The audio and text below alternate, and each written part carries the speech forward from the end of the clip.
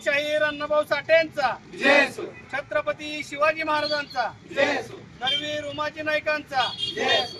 सोलापूर जिल्ह्यातील माळशिरस तालुक्यातील घटनेनंतर राज्याचे उपमुख्यमंत्री आणि मुख्यमंत्री पदाचे दावेदार अजित पवार यांच्यावर विरोधकांकडून टीकेची मालिका सुरू आहे।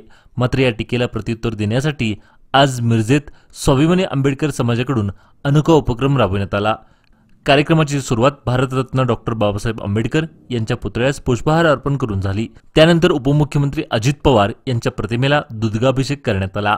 यावेळी अजित पवार यांच्या पाठीशी आम्ही खंबीरपणे उभे आहोत अशा घोषणा देण्यात आल्या। बहुजन समाजाचे सडेतोड नेतृत्व म्हणून अजित पवार यांना ओळखलं जातं।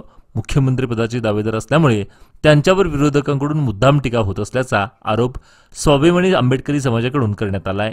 अजित पवार हे बहुजनांचे खरे नेतृत्व असून त्यांचं खच्चीकरण करण्याचा विरोधकांचा डाव कधीही यशस्वी होणार नाही। स्वाभिमानी आंबेडकरी समाज त्यांच्यासोबत ठामपणे उभा आहे असा इशारा स्वाभिमानी आंबेडकरी समाजाचे नेते डॉक्टर महेशकुमार कांबळे यांनी दिला। जिल्ह्यातील माढा तालुक्यातील कुरडू या गावामध्ये गेल्या 5-6 दिवसामध्ये जो प्रकार घडला त्या प्रकाराबद्दल महाराष्ट्रभरातून वेगवेगळ्या प्रकारच्या प्रतिक्रिया येत आहेत। त्या सगळ्या प्रतिक्रिया जर एकंदरीत बघितल्या तर राज्याचं बहुजन समाजातील नेतृत्व आणि मुख्यमंत्री पदाची दावेदारी असणाऱ्या किंवा त्यांची क्षमता असणाऱ्या त्या पदावर पोहोचण्या इतपत असे राज्याचे कार्यतत्पर धाडशी सडेतोड बोलणारे उपमुख्यमंत्री अजितदादा पवार यांना सातत्यानं टीकेचं लक्ष केलं जातंय, त्यांच्यावर टीका केली जाते।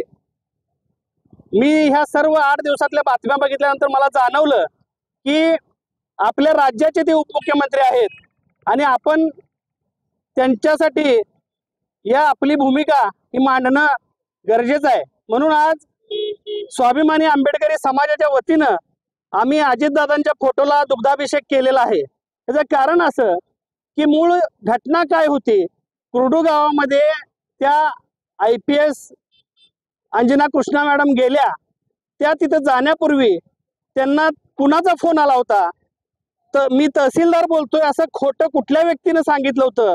ह्या प्रकरणाची चौकशी आज अखेर झाली नाही।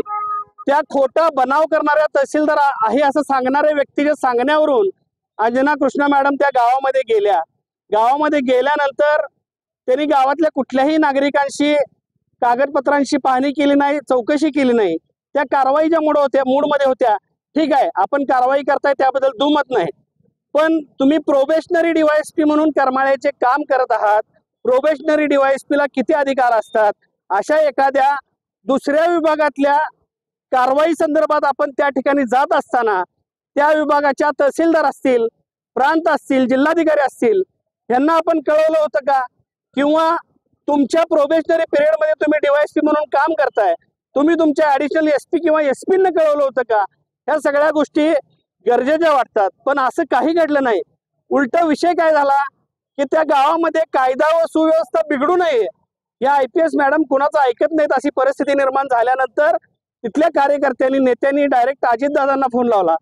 अजितदादांना महाराष्ट्राचं व्याप आहे। अजितदादांनी आत्ता मराठा आंदोलनातून मुंबईनं श्वास सोडला होता। त्यात गणेश उत्सवाचा मोठा भव्य दिव्य असा उत्सव चालू होता। त्यामध्ये मुंबईचं टेन्शन ह्या मंत्रिमंडळाला होतं। अजितदादांनी बोलताना काय सांगितलं, मुंबई सारखा विषय इतका गहन झालेला असताना आपण हा मुरमाचा विषय घेऊन काय बसलाय?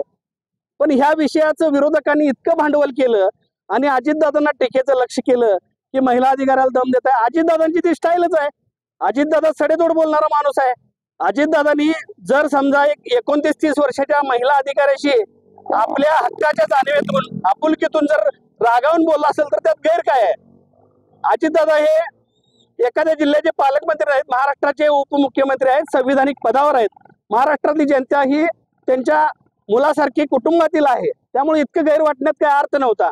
पण एकंदरीत विरोधकांना दुसरं काही काम राहिलं नाही, म्हणून आम्ही ठरवलं की बाबा बहुजन समाजातलं अजितदादा पवार यांच्यासारखं नेतृत्व आज मुख्यमंत्री पदाच्या शर्यतीत आहे, त्याची दावेदारी सांगतंय। मुख्यमंत्री पदाची क्षमता असणारं नेतृत्व कुठेतरी बहुजन समाजातल्या नेतृत्वाचं खच्चीकरण करण्याचं षडयंत्र काही लोकांनी रचलेलं दिसतंय।